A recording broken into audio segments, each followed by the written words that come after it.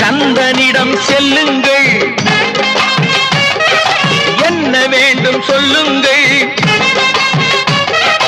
கந்தனிடம் செல்லுங்கள், என்ன வேண்டும் சொல்லுங்கள். வந்தவினை தீந்துவிடும் மற்றவற்றை தள்ளுங்கள், வந்தவினை தீந்துவிடும் மற்றவற்றை தள்ளுங்கள்.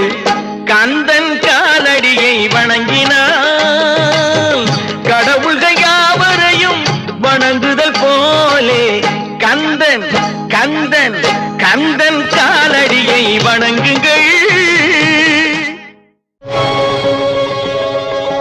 அம்மையானவன் எமக்கு அப்பனானவன், அம்மையானவன் எமக்கு